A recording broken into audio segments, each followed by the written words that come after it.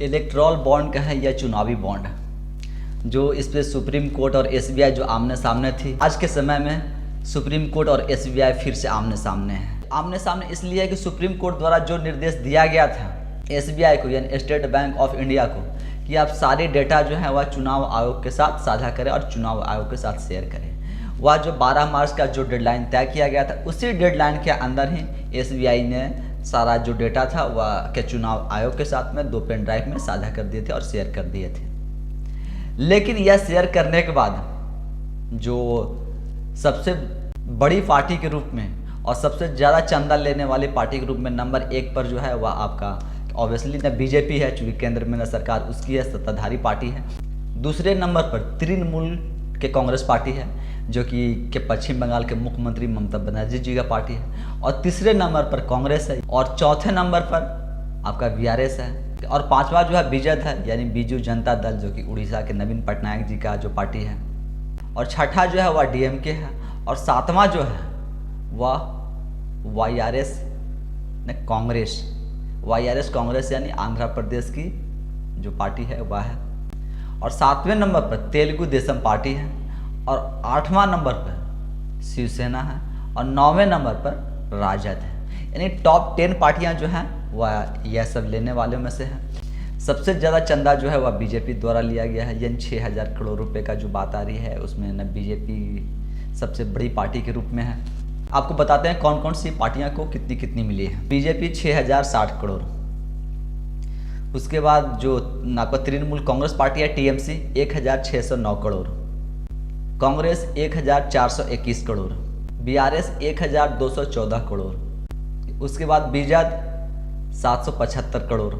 DMK 639 crore, YRS Congress 337 crore, Telugu Desam party 218 crore, Shivsena 158 crore, और राजद 72.50 करोड़।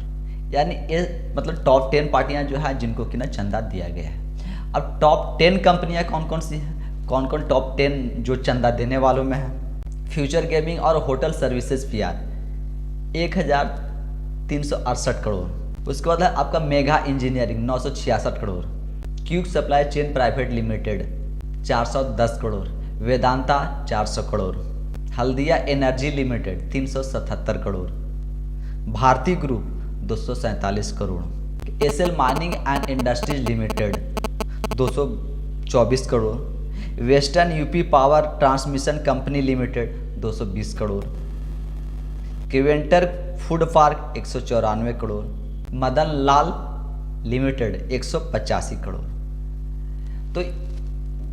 तो यह थे टॉप 10 कंपनियां और टॉप 10 पार्टियां जो कि चंदा देने वाले हैं और चंदा लेने वाले हैं। उसमें आपका नंबर 1 पर जो आपका है, 1 नंबर पर बीजेपी है, दूसरे नंबर पर टीएमसी है, तीसरे नंबर पर कांग्रेस है, और चौथे नंबर पर बीआरएस है, और 5वां नंबर पर बीजेपी है, और छठा नंबर पर डीएमके है, 7वां नंबर पर वाईएसआर कांग्रेस है यानी आंध्रा में जो अभी वर्तमान सरकार है उनकी पार्टी है, 8वां नंबर पर तेलुगु देशम पार्टी है, 9वें नंबर पर शिवसेना है, और 10वें नंबर पर राजद पार्टी है। यानी यह टॉप 10 जो पार्टियां हैं यह सब इस इलेक्ट्रॉल बॉन्ड के जरिए यह सब चंदा रिसीव किए हैं। लेकिन अब सुप्रीम कोर्ट में फिर सुनवाई हुई थी और सुप्रीम कोर्ट द्वारा फिर से एसबीआई को फटकार लगाया गया है, और सुप्रीम कोर्ट द्वारा एसबीआई को यह कहा गया है क्योंकि यह पैसे टॉप 10 देने वाली कंपनियां हैं और टॉप 10 रिसीव करने वाली कंपनियां। वैसे देखें तो इसमें जो 27 पार्टियां हैं वह इलेक्ट्रॉल बॉन्ड के जरिए 27 राजनीतिक पार्टियां हैं जो कि न चंदे से पैसे लिए हैं।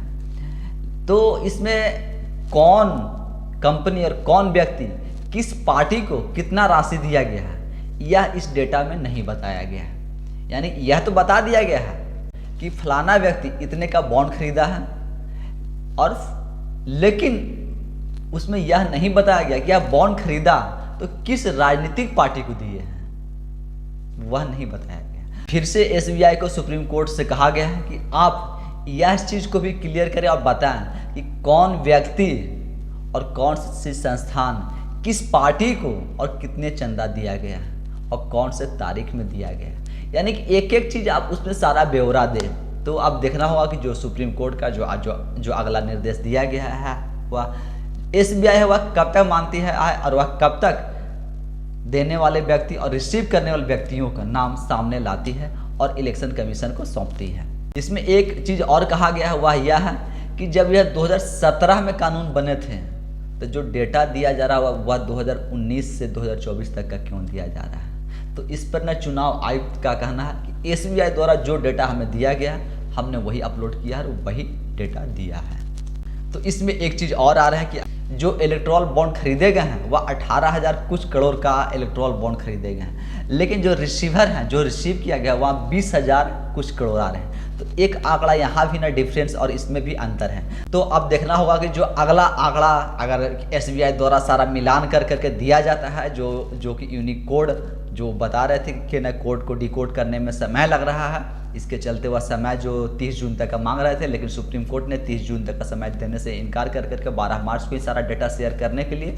एसबीआई को निर्देश दिए थे। तो एसबीआई ने 12 मार्च को ही सारा डेटा जो है वह मतलब 12 मार्च से पहले ही वह सारा डेटा जो है वह इलेक्शन कमीशन ऑफ इंडिया को और चुनाव आयुक्त के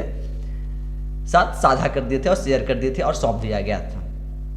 लेकिन उसमें यह नहीं बताया गया कि कौन व्यक्ति, कौन संस्थान, किस पार्टी को कितने चंदे दिए गए हैं, यानी कौन व्यक्ति खरीदा है, कौन व्यक्ति चंदे के लिए इलेक्ट्रॉल बॉन्ड खरीदे हैं वह तो बताया गया, लेकिन वह व्यक्ति किसको दिया है यह नहीं बताया गया है, यानी वहाँ सबको एक ही जगह पे रख दिया गया है। तो अब जो अगला डेटा अगर एसबीआई शेयर करती है सुप्रीम कोर्ट के निर्देश पे, जैसा कि सुप्रीम कोर्ट द्वारा फटकार और निर्देश लगाया गया है, उस निर्देश को पालन करते हुए और इसमें जो अगला डेटा शेयर किया जाएगा उससे पता चला कि न किन किन पार्टियों को और किन किन संस्थान और किन किन व्यक्तियों द्वारा यह सब दिया गया है। इसमें कुछ और जो आंकड़े निकल करके आ रहे हैं वह यह है, जिन जिन कंपनियों के ऊपर क्या ईडी की छापेमारी हुई थी, ईडी की न कार्रवाई हुई थी, वैसे कंपनियां 1-2 महीने के आगे पीछे में भारी मात्रा में और बड़े अमाउंट में इलेक्ट्रॉल बॉन्ड खरीदे हैं और राजनीतिक पार्टियों को चंदे दिए हैं। तो यह से भी इससे भी एक सवाल निशानियां जो है वह केंद्र सरकार पर लग रहे हैं कि